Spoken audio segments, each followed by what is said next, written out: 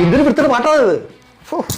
അടക്കടക്കടക്കടക്കി അതെ, അപ്പുറത്തെ ജെൻസി പിള്ളേരില്ലേ, അവരുടെ മ്യൂസിക്കാ ഒരുമാതിരി തമിഴ്നാട്ടിലെ അടക്ക ബാൻഡ് കൊടുക്കുന്ന പോലെ. ഒരു താളമുണ്ടോ, ഒരു ലയമുണ്ടോ?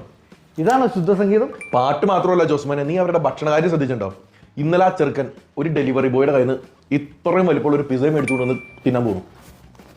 എന്നിട്ട് ഏതോ ഒരു കരിഞ്ഞ ചീസോ എന്തോ ഒരു സാധനം പറ്റി ഇന്നും മിണുങ്ങ രണ്ടും കൂടെ. പിന്നെ ഇവരുടെ വേറൊരു മെയിൻ സാധനമുണ്ട്, ഒരു സ്ട്രോ പോലെ ഇരിക്കുന്ന കിഴങ്ങ് കൊണ്ട് ഉണ്ടാക്കുന്ന ഐറ്റം, ഫ്രഞ്ച് ഫ്രൈസ്. കടിച്ചു കഴിഞ്ഞാൽ ഒരുമാതിരി മണ്ണെണ്ണയുടെ രുചി. പിന്നെ ഇവരുടെ ഒരു പേസ്ട്രി, ഡോണറ്റ്സ്, അങ്ങനെ ഒരു തലമുറയെ മുഴുവൻ വിഷം തീറ്റിക്കുന്ന ഒരു ജാതി വൃത്തികെട്ട ഭക്ഷണ രീതി. അതൊക്കെ ഒരു കാലം. നമ്മളെ ബാബുച്ചേട്ടൻ്റെ കടയിൽ നിന്ന് കിട്ടുന്ന നാടൻ എഗ് പപ്സ്, ഓഫ്, അതിൻ്റെ ആവി അങ്ങോട്ട് കയറി കഴിഞ്ഞാൽ ഉണ്ടല്ലോ, ഓഫ്, എന്ത് ആത്മാവുള്ള ഭക്ഷണമായിരുന്നത്.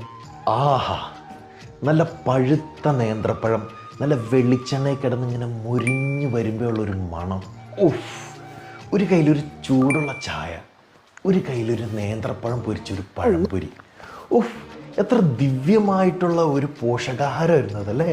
സത്യം, ഇതുപോലെ ഓർഗാനിക് ഫുഡ് കഴിച്ചുകൊണ്ടാണ് നമ്മുടെ ശരീരം ഇങ്ങനെ പാറ പോലെ ഇരിക്കുന്നത്. നീ എന്താ ഒരുമാതിരി നട്ടല് പിളഞ്ഞ മാതിരി ഇരിക്കണേ? ഒന്നുമില്ല, ഞാനൊരു കോർ മസിൽ എക്സസൈസ് ചെയ്തതാ. എന്നാ ശരിയടാ, ഞാൻ ഇറങ്ങുക. ഇന്നലെ ഞാൻ ഡോക്ടറെ കണ്ടായിരുന്നു. ഷുഗറിൻ്റെ ടാബ്ലറ്റ് ഇരട്ടിയാക്കി, അതൊന്ന് മേടിക്കാൻ ഫാർമസി വരെ പോകണം.